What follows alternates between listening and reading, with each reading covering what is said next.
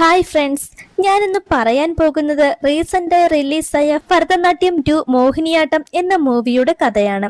ഒന്നാം ഭാഗത്തിന്റെ തുടർച്ചയായാണ് ഈ ചിത്രം ഒരുക്കിയിരിക്കുന്നത്. ഭരതൻ നായർ വിട്ടുപോയെങ്കിലും അയാൾ വാക്കി വെച്ചുപോയ രഹസ്യങ്ങളും പ്രശ്നങ്ങളും കുടുംബത്തെ വിട്ടുപോകുന്നില്ല. രണ്ടാം ഭാഗത്തിൽ കഥ നടക്കുന്നത് ശ്രീകണ്ഠപുരത്താണ്. ഒരു വലിയ കുറ്റകൃത്യം മറച്ചു പിടിക്കാൻ കുടുംബം ശ്രമിക്കുന്നതും അതുമായി ബന്ധപ്പെട്ട് ആ കുടുംബം നേരിടേണ്ടി വരുന്ന പ്രശ്നങ്ങളുമാണ് ഇതിൽ പറയുന്നത്. ഒരു ഡാർക്ക് കോമഡി ചിത്രമായ ഈ മൂവിയുടെ മുഴുവൻ കഥയും കേൾക്കാം. മൂവിയുടെ സ്റ്റാർട്ടിംഗ് സീനിൽ ഫസ്റ്റ് പാർട്ടായ ഭരതനാട്യത്തിന്റെ കഥ റീക്യാപ്പായി കാണിക്കും. ഭരതൻ സ്ട്രോക്ക് വന്ന ഹോസ്പിറ്റലിലാകുകയും ഘട്ടത്തിൽ തനിക്ക് രുക്മിണി എന്ന മറ്റൊരു ഭാര്യയും അജയ് ഘോഷ് എന്ന ഒരു മകനുമുണ്ടെന്ന് ഭരതൻ തന്റെ മകനായ ശശിയോട് തുറന്നു പറയുന്നു. ശശി അവരെ കണ്ടെത്തി ഭരതന്റെ അടുത്തെത്തിക്കും. എന്നാൽ മരിക്കുമെന്ന് കരുതിയ ഭരതൻ അസുഖം ഭേദമായി വീട്ടിലെത്തുകയും ചെയ്യും. എന്റെ രണ്ടു കുടുംബത്തെയും ഒരുമിച്ച് കൊണ്ടുപോകണമെന്ന ആഗ്രഹം ഭരതൻ ശശിയോട് പറയുന്നുണ്ട്. എന്നാൽ ഇതിനിടയിൽ തേങ്ങ തലയിൽ വീണ് ഭരതൻ മരിക്കുകയും ചെയ്യുന്നു. അച്ഛന്റെ രഹസ്യബന്ധം പുറത്തറിയാതിരിക്കാൻ കുടുംബം ശ്രമിക്കുന്നുണ്ടെങ്കിലും നാട്ടിലെ പ്രശ്നക്കാരനായ സുഭാഷിന് സംശയം തോന്നുന്നു. ഭരതൻ നായരുടെ മരണാനന്തര ചടങ്ങുകൾക്കിടയിൽ രുക്മിണി അമ്മയും അജയ് ഘോഷും പുറത്തു വരുന്നതോടെ രഹസ്യം പരസ്യമാകുന്നു. ഈ സംഭവത്തോടെ ആ കുടുംബത്തിലെ പ്രശ്നങ്ങളും അവസാനിക്കുന്നു. വീണ്ടും ഭരതൻ നായരുടെ കുടുംബം കാണിക്കും. ശ്രീകണ്ഠപുരത്ത് തന്നെ ഭരതന്റെ ചിതാഭസ്മം ഒഴുക്കണമെന്നായിരുന്നു രുക്മിണി അമ്മയുടെ ആഗ്രഹം. അതിനായി അവർ ശ്രീകണ്ഠപുരത്തെത്തും. രുക്മിണി അമ്മയ്ക്കും അജയ് ഘോഷിനും ശ്രീകണ്ഠപുരത്ത് തന്നെ നല്ലൊരു വീടും ശശി മേടിച്ചു നൽകുന്നു. അച്ഛന്റെ ചിതാഭസ്മം ഒഴുക്കാതെ നിൽക്കുന്ന ശശിയോട് എല്ലാവരോടും അനുവാദം ചോദിച്ച് അച്ഛന്റെ ചിതാഭസ്മം ഒഴുകാൻ ശാന്തി പറയും. ഇതിനായി ശശി അവന്റെ കുടുംബത്തെ നോക്കുന്നിടത്ത് സീൻ കട്ട് ചെയ്ത് ഒരു ഫ്ലാഷ് ബാക്കാണ് കാണിക്കുക. രുക്മിണി അമ്മയുടെയും അജയ് ഘോഷിന്റെയും ലൈഫ് സെറ്റിലാക്കാനായി ശശി അവർക്ക് അവിടെ ഒരു വീടും സ്ഥലവും മേടിച്ചു നൽകുന്നു. വീടിന്റെ പാലുകാച്ചിലും ഗൃഹപ്രവേശനവും നന്നായി നടക്കും. അവിടെ സീൻ കട്ട് ചെയ്ത് ആര്യങ്കാവ് എന്ന ക്ഷേത്രത്തിന്റെ സെക്രട്ടറിയായ ഗോവിന്ദരാജ് എന്നയാൾ ക്ഷേത്രത്തിന്റെ കമ്മിറ്റി മെമ്പറായ സത്യൻ എന്നൊരാളെ കാണാനായി ഹോസ്പിറ്റലിൽ എത്തുന്നു. സത്യൻ ലിവർ ട്രാൻസ്പ്ലാന്റ് കഴിഞ്ഞു കിടക്കുകയാണ്. അവിടെ ക്ഷേത്ര കമ്മിറ്റിക്കാരനായ ബേബിയും സന്തോഷമുണ്ട്. വളരെ ടെൻഷനോടെ അങ്ങോട്ടേക്ക് എത്തുന്ന ഗോവിന്ദരാജ് നമ്മൾ എല്ലാവരും കുടുങ്ങാൻ പോകുകയാണെന്ന് പറയും. കാര്യം എന്താണെന്ന് വെച്ചാൽ ക്ഷേത്ര കമ്മിറ്റി അംഗങ്ങളായ ഗോവിന്ദരാജും ബേബിയും സന്തോഷും സത്യനും ചേർന്ന് ക്ഷേത്രത്തിന്റെ പേരിൽ വലിയ തട്ടിപ്പുകൾ നടത്തിയിരുന്നു. ഒരു ഉദ്യോഗസ്ഥൻ ഈ തട്ടിപ്പ് അന്വേഷിച്ച് കണ്ടെത്തിയിരിക്കുന്നു. ഇത് പുറംലോകം അറിയാതിരിക്കണമെങ്കിൽ 1.5 കോടി രൂപയാണ് അയാൾ കൈക്കൂലിയായി ചോദിച്ചിരിക്കുന്നതെന്നും ഗോവിന്ദരാജ് മറ്റുള്ളവരോട് പറയും. തൽക്കാലം എല്ലാവരും 25 ലക്ഷം രൂപ വെച്ച് ഒപ്പിക്കാനും ബാക്കി പണം ഞാൻ എങ്ങനെയെങ്കിലും കണ്ടെത്തിക്കോളാം എന്നും പറഞ്ഞ് ഗോവിന്ദരാജ് അവിടെ നിന്നും പോകും. ഇതിനിടയിൽ ഗോപന് ഒരു പ്രൈവറ്റ് സ്കൂളിൽ പ്യൂണായി ജോലി കിട്ടുന്നു. എന്നാൽ ആ ജോലി ലഭിക്കാൻ കുറച്ച് പണം കൊടുക്കണം. ശശിയേട്ടനാണെങ്കിൽ നമ്മുടെ കാര്യത്തിൽ ഒരു ഇൻട്രസ്റ്റും കാണിക്കുന്നില്ലെന്നും ഗോപൻ ശ്രീലതയോട് പറയുന്നു. ശശിയേട്ടൻ രുക്മിണി അമ്മയെയും അജയ് ഘോഷിനെയും സേഫ് ആക്കിയതിനു ശേഷം നമ്മുടെ കാര്യത്തിൽ തീരുമാനമെടുക്കുമെന്ന് പറഞ്ഞ് ഗോപനെ ശ്രീലത സമാധാനിപ്പിക്കാൻ ശ്രമിക്കും. അവിടെ തൊട്ടടുത്തുള്ള ആര്യങ്കാവ് ക്ഷേത്രത്തിൽ കുറച്ച് വഴിപാടുകൾ നടത്താനായി ശശിയും അയാളുടെ ഫാമിലിയും എത്തുന്നുണ്ട്. എന്നാൽ സരസ്വതി അമ്മയെ കാണുന്ന അവിടുത്തെ ആളുകളൊക്കെ ഒരു വല്ലാത്ത രീതിയിൽ അവരെ നോക്കുന്നുണ്ടായിരുന്നു. അവിടെ സീൻ കട്ട് ചെയ്ത് ഗോവിന്ദരാജ് അയാളുടെ അനന്തരവനായ സുഭാഷിനെ കാണാനെത്തുന്നു. ഒരു സ്ഥലം മേടിപ്പിച്ച് അവനെ കൊണ്ട് ഒരു സൂപ്പർ മാർക്കറ്റ് തുടങ്ങാനുള്ള പ്ലാനിലായിരുന്നു ഗോവിന്ദരാജ്. ഒരു ഫേസ് ക്രീം വിറ്റതിനെ തുടർന്ന് സുഭാഷ് കുറച്ച് പ്രശ്നത്തിലായിരുന്നു. ആ ഫേസ് ക്രീം തേച്ചവരുടെ മുഖത്തൊക്കെ പാടുകൾ വന്നു തുടങ്ങിയിരുന്നു. അത് CI പാർത്തനും മുഖത്തൊക്കെ പാടുണ്ടാകുകയും അയാൾ സുഭാഷിനെ തപ്പി നടക്കുകയുമാണ്. ഫേസ് ക്രീം കേസിൽ പെട്ടു നിൽക്കുന്ന സുഭാഷിനോട് സൂപ്പർ മാർക്കറ്റ് പണിയാനായി ബാക്കി ക്യാഷിന് ഞാൻ നിന്നെ ഹെൽപ്പ് ചെയ്യാമെന്നും സമയം പോലെ തിരിച്ചു തന്നാൽ മതിയെന്നും ഗോവിന്ദരാജ് പറയുന്നു. അവർ സംസാരിക്കുന്നതിനിടയിലാണ് ഇറച്ചിവെട്ടുകാരനായ ഈപ്പനും അയാളുടെ ഭാര്യയും അങ്ങോട്ടേക്ക് വരിക. ഈ ഈപ്പന്റെ മകൾ ഒരാഴ്ച മുമ്പ് എബ്രോഡ് പോയിരുന്നു. അതിനിടനില നിന്നത് ഗോവിന്ദരാജയാണ്. എന്നാൽ മകൾ പോയതിൽ പിന്നെ ഇതുവരെയും തന്നെ വിളിച്ചിട്ടില്ലെന്നും അവൾ എവിടെയോ ിരിക്കുകയാണെന്നും അവളെ കണ്ടെത്താൻ എന്തെങ്കിലും ഹെൽപ്പ് ചെയ്യണമെന്നും വളരെ ഇമോഷണലായി ഈപ്പൻ ഗോവിന്ദരാജയോട് പറയുന്നു. മകളെ കയറ്റിവിട്ടത് ഞാനാണ്, എന്നാൽ മറ്റൊന്നും തനിക്ക് അറിയില്ലെന്നും പോയി ഏജൻസിയിൽ അന്വേഷിക്കാനുമാണ് ഗോവിന്ദരാജ അവരോട് പറയുന്നത്. വളരെയധികം ദേഷ്യപ്പെട്ടുകൊണ്ട് ഗോവിന്ദരാജ ഈപ്പനെ അവിടെ നിന്നും പറഞ്ഞു വിടുന്നു. അവിടെ നിന്നും ഗോവിന്ദരാജ നേരെ രുക്മിണിയുടെ വീട്ടിലേക്കാണ് പോകുക. അവരുടെ ഒരു മുൻ പരിചയക്കാരനും ഭരതൻ നായരുടെ അടുത്ത സുഹൃത്തുമായിരുന്നു ഈ ഗോവിന്ദരാജ. ഭരതൻ നായർ മരിച്ചത് താൻ അറിഞ്ഞില്ലെന്നും അവസാനമായി അയാളെ ഒന്ന് കാണാൻ പോലും കഴിഞ്ഞില്ലെന്നും ഗോവിന്ദരാജ അവരോട് പറയും. ഭരതൻ നായരുടെ ബന്ധുക്കളാണെന്ന് പറഞ്ഞ് ശശിയെയും ഫാമിലിയെയും രുക്മിണി അമ്മ ഗോവിന്ദരാജയ്ക്ക് പരിചയപ്പെടുത്തി കൊടുക്കുന്നുണ്ട്. ഭരതൻ നായരാണ് ആര്യങ്കാവ് ക്ഷേത്രം തുടങ്ങി വെച്ചത്.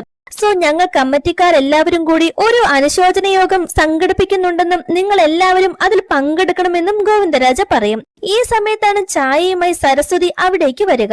സരസ്വതിയെ കണ്ട ഗോവിന്ദരാജ ആകെ ഷോക്ഡ് ആകുന്നു. ഗോവിന്ദരാജ ഇപ്പോൾ അവിടേക്ക് വന്നത് എന്തിനാണെന്നതിനെ പറ്റി അവരോട് സംസാരിക്കും. പണ്ട് ഭരതൻ നായരും ഗോവിന്ദരാജയും ഗവൺമെന്റ് ഉദ്യോഗസ്ഥരായിരുന്നു. അവർക്ക് കിട്ടുന്ന കൈക്കൂലിയും മറ്റും ഉപയോഗിച്ചാണ് ആര്യങ്കാവ് ക്ഷേത്രം നിർമ്മിച്ചത്. ഭക്തിയുടെ പേരിൽ ജനങ്ങളിൽ നിന്നും പണം തട്ടുകയായിരുന്നു ഇവരുടെ ലക്ഷ്യം. ഭക്തിയെ ഒരു ബിസിനസ്സായി കാണുകയും അതിലൂടെ വലിയ രീതിയിലുള്ള സാമ്പത്തിക ലാഭം ഉണ്ടാക്കാനുമായി അവർ ഒരു ഐതിഹ്യം തന്നെ ആ ക്ഷേത്രത്തിനുണ്ടെന്ന് പറഞ്ഞു പരത്തുന്നു. വഴി തെറ്റി നിന്ന രാമന് വഴി കാണിച്ചു നൽകിയ മോഹിനി എന്ന സ്ത്രീക്ക് രാമൻ ഒരു വീട് നൽകുകയും ആ വീടാണ് മോഹിനീശ്വരി ക്ഷേത്രമായി മാറിയതും എന്നായിരുന്നു ആ ഐതിഹ്യം. ആ ഐതിഹ്യം കയറി കൊളുത്തിയതോടെ ഭക്തജനങ്ങൾ അവിടേക്ക് ഒഴുകിയെത്താൻ തുടങ്ങി. ധാരാളം പണവും ഇവർക്ക് ആ ക്ഷേത്രത്തിൽ നിന്നും കിട്ടാൻ തുടങ്ങി. എന്നാൽ ഇപ്പോൾ ഈ കള്ളങ്ങളെല്ലാം ഒരു ഉദ്യോഗസ്ഥൻ കണ്ടെത്തിയിരിക്കുകയാണെന്നും ഒന്നെങ്കിൽ ഈ കേസൊക്കെ ഭരതൻ നായരുടെ തലയിൽ കെട്ടിവെക്കണമെന്നും ഗോവിന്ദരാജ പറയും. അത് പറ്റില്ലെന്നും ഞങ്ങളുടെ അച്ഛൻ മരിച്ചുപോയെങ്കിലും അദ്ദേഹത്തിന്റെ പേരിൽ ഇങ്ങനെ ഒരു ചീത്തപ്പേരുണ്ടാക്കാൻ സമ്മതിക്കില്ലെന്നും ശശി തറപ്പിച്ചു പറയുന്നു. അങ്ങനെയെങ്കിൽ ആ ഉദ്യോഗസ്ഥൻ 1.5 കോടിയാണ് കൈക്കൂലിയായി ചോദിച്ചിരിക്കുന്നത്. അതിൽ 75 ലക്ഷത്തിന് ഷോട്ടുണ്ട്. അത് നിങ്ങൾ തരണമെന്നും ഗോവിന്ദരാജ പറയുന്നു. ഭരതൻ നായർ മാത്രമാണ് ഈ ടെമ്പിൾ നിർമ്മിച്ചത്. ഇതിനെല്ലാം കാരണക്കാരൻ ഭരതൻ നായർ തന്നെയാണ്. ഇതിനൊക്കെ എന്റെ കയ്യിൽ തെളിവുണ്ടെന്നും ആലോചിച്ച ഒരു തീരുമാനം എടുക്കാനും പറഞ്ഞ് ഗോവിന്ദരാജ അവിടെ നിന്ന് പോകുന്നു.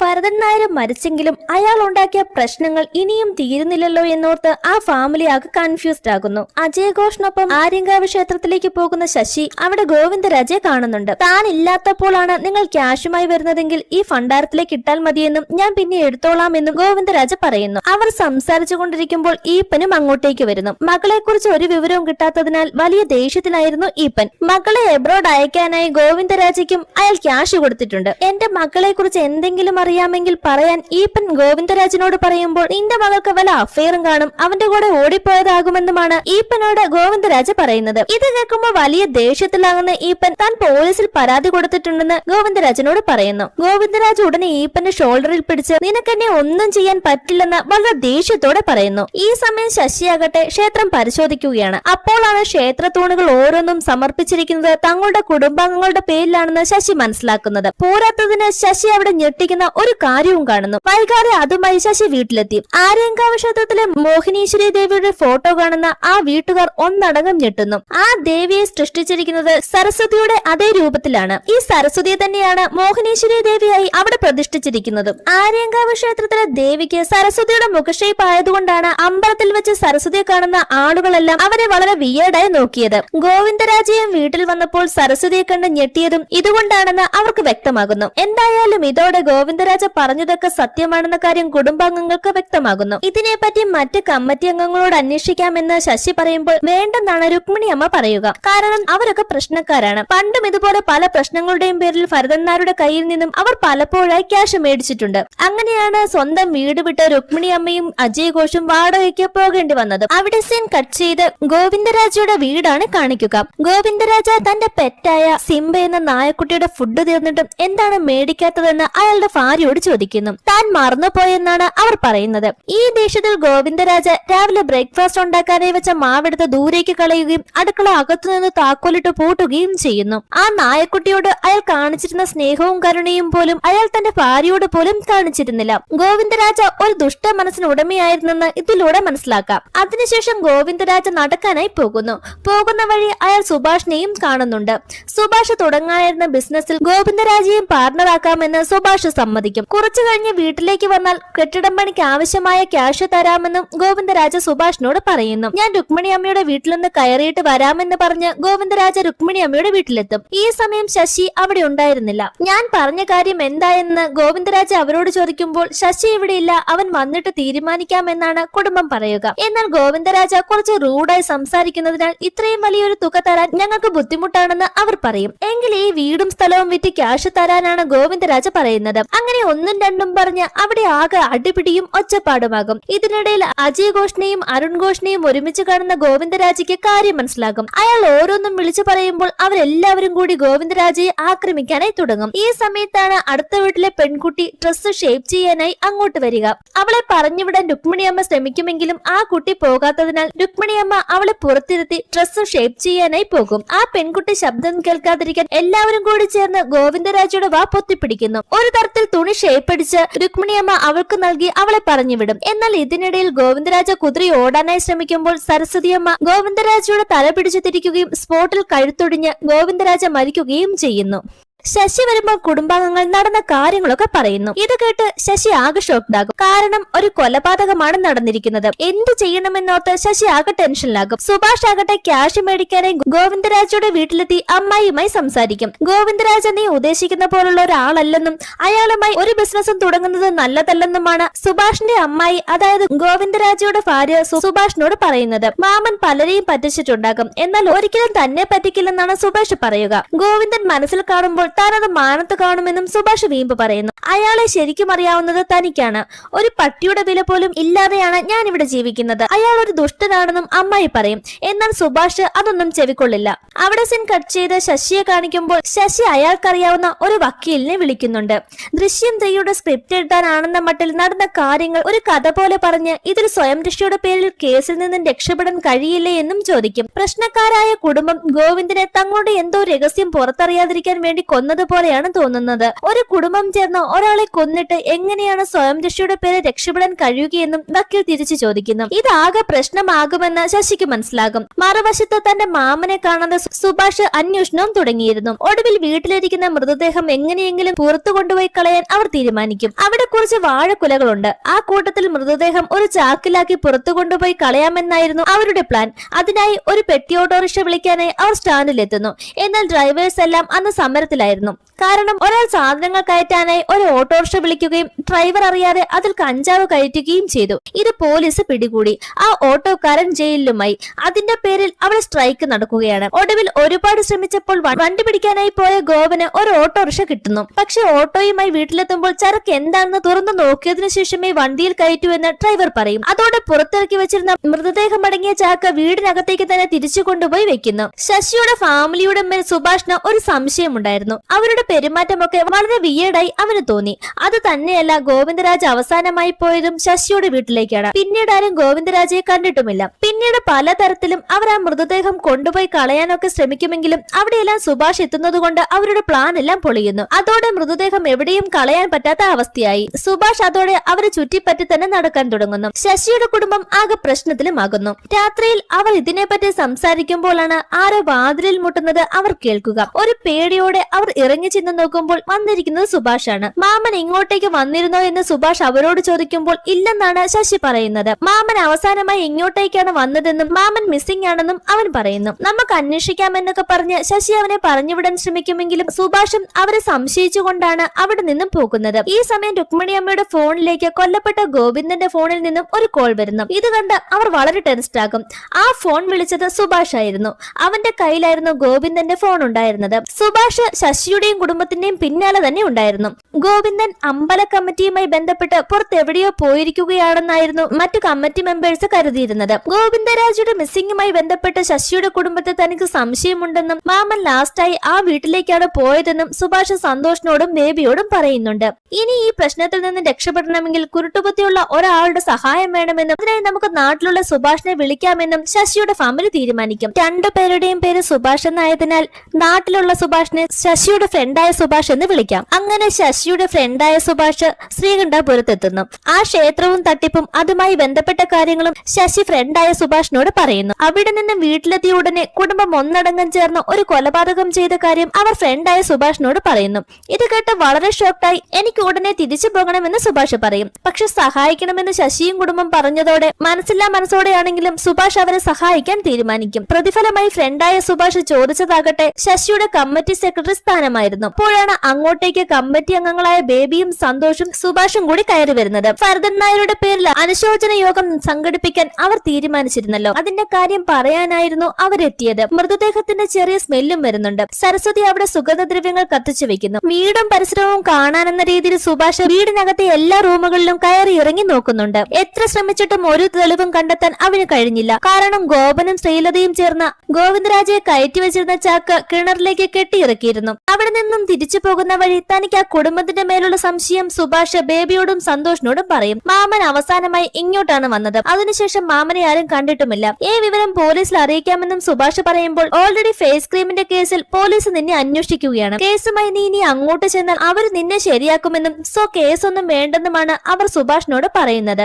ശശിയുടെ ഫ്രണ്ടായ സുഭാഷ് ആകട്ടെ ഇവനെ ഫോളോ ചെയ്തുകൊണ്ടിരിക്കുകയാണ്. ഗോവിന്ദന്റെ അനന്തരവൻ സുഭാഷ് ഗോവിന്ദനെ കാണാനില്ലെന്ന കാര്യം പോസ്റ്റർ അടിച്ച് നാട്ടിൽ പലയിടത്തും ഒട്ടിക്കുന്നു. പോരാത്തതിന് നോട്ടീസ് അടക്കം വെച്ച് സിഐക്ക് ഒരു കത്ത് അയക്കുകയും ചെയ്യും. അന്ന് രാത്രി സുഭാഷ് വീട്ടിലെത്തി കുളിക്കാൻ ബാത്റൂമിൽ കയറുമ്പോൾ അതിനകത്ത് ഗോവിന്ദരാജയുടെ ഡെഡ് ബോഡി കാണുകയും സുഭാഷ് ഭയന്ന് വിറയ്ക്കുകയും ചെയ്യും. ഇത് ശശിയുടെയും കുടുംബത്തിന്റെയും പണിയാണെന്ന് അവന് മനസ്സിലാകും. ഈ സമയം കമ്മിറ്റി അംഗം സന്തോഷ് അങ്ങോട്ട് വരുമെങ്കിലും സുഭാഷ് ഒരു തരത്തിൽ അയാളെ പറഞ്ഞു വിടുന്നു. സുഭാഷ് ആരും കാണാതെ ആ ഡെഡ് ബോഡി ബാത്റൂമിൽ നിന്നും വീടിന്റെ തട്ടും പുറത്തേക്ക് മാറ്റുന്നു. പോലീസിനെ വിളിച്ചാൽ താൻ തന്നെ പെടുമെന്ന് അവൻ ഉറപ്പായിരുന്നു. കമ്മിറ്റി അംഗങ്ങൾ ഒരു മീറ്റിംഗ് കൂടി ഗോവിന്ദൻ മിസ്സായതിൽ അവർക്ക് സംശയമുണ്ടെന്നതിനെ പറ്റി സംസാരിക്കുന്നു. ഈ സമയത്താണ് കൈക്കൂലി ആവശ്യപ്പെട്ട ഉദ്യോഗസ്ഥൻ അവരെ ഫോണിൽ വിളിക്കുന്നത്. ശരിക്കും 30 ലക്ഷമായിരുന്നു അയാൾ കൈക്കൂലിയായി ആവശ്യപ്പെട്ടത്. എന്നാൽ ഗോവിന്ദരാജ് അവരോട് പറഞ്ഞത് 1.5 കോടി രൂപയും. ഈ സത്യം അവർ എല്ലാവരും മനസ്സിലാക്കുന്നു. ഇതിനോടകം ബേബിയും സന്തോഷും കൂടി 50 ലക്ഷം കൊടുത്തു കഴിഞ്ഞിരുന്നു. ഉറപ്പായും ഗോവിന്ദരാജ് കാശുമായി മുങ്ങിയതാണെന്ന് അവർക്ക് മനസ്സിലാകും. ഗോവിന്ദരാജയുടെ വലംകൈയായ സുഭാഷിനെ തിരഞ്ഞവർ അവന്റെ വീട്ടിലെത്തുന്നു. സുഭാഷ് തനിക്കൊന്നും അറിയില്ലെന്ന് അവരോട് പറയുന്നുണ്ട്. എന്നാൽ വീട് കയറി പരിശോധിക്കാൻ അവർ ട്രൈ ചെയ്യുമ്പോൾ വേഗം അകത്തേക്ക് കയറി വാതിൽ അടച്ചതിനു ശേഷം മാമനോട് സംസാരിച്ച് താൻ എങ്ങനെയെങ്കിലും നിങ്ങളുടെ പണം വാങ്ങിത്തരാമെന്ന് സുഭാഷ് അവർക്ക് ഉറപ്പ് നൽകുന്നു. സുഭാഷിനെ കൊണ്ട് ഗോവിന്ദരാജ ബിസിനസ് തുടങ്ങാനായി കുറച്ച് സ്ഥലം മേടിപ്പിച്ചിരുന്നല്ലോ. ആ സ്ഥലം യഥാർത്ഥത്തിൽ ഗോവിന്ദന്റെ ബിനാമി പേരിലുള്ളതായിരുന്നു. തുച്ഛ വിലയ്ക്ക് ഗോവിന്ദൻ വാങ്ങിയ സ്ഥലം സുഭാഷിനെ കൊണ്ട് അതിന്റെ ഇരട്ടി വിലയ്ക്ക് മേടിപ്പിക്കുകയായിരുന്നു ചെയ്തത്. ഈ കാര്യങ്ങളൊക്കെ ബേബിയും സന്തോഷും സുഭാഷിനോട് പറയുന്നു. ഇത് കേട്ട് സുഭാഷ് ആകെ ഇമോഷണൽ ആകുന്നു. കൂടെ നിന്ന് തന്നെയും മാമൻ ചതിക്കുകയായിരുന്നെന്ന് സുഭാഷിന് മനസ്സിലാക്കും. ഈ കാര്യത്തെക്കുറിച്ച് സുഭാഷ് അമ്മായിയോടും പറയുന്നു. എന്നാൽ ഗോവിന്ദൻ വീട്ടിൽ നിന്നും പോയതിലുള്ള സമാധാനത്തിലായിരുന്നു അവർ. ഈ വലിയ പ്രശ്നത്തിൽ നിന്നും രക്ഷപ്പെടാൻ ശശിയോടും കുടുംബത്തോടും സംസാരിക്കാൻ സുഭാഷ് തീരുമാനിക്കും. നമുക്ക് ഒരുമിച്ച് നിന്ന് ഈ പ്രശ്നം ഒതുക്കി തീർക്കാമെന്ന് സുഭാഷ് അവരോട് പറയുന്നു. മാത്രമല്ല താൻ സിഐക്ക് കത്തയച്ച കാര്യം അവൻ അവരോട് പറയും. കാര്യം മൃതദേഹം അവന്റെ വീട്ടിലാണെങ്കിലും അവനെ അങ്ങനെ കൊടുക്കാനൊന്നും പറ്റില്ല. അന്വേഷണം വന്നാൽ നമ്മളും പെടും. സോ ഇപ്പോൾ അവനുമായി കൂടി ഒരു തീരുമാനത്തിൽ എത്താമെന്ന് ശശിയുടെ ഫ്രണ്ടായ സുഭാഷ് ശശിയോട് പറയുന്നു.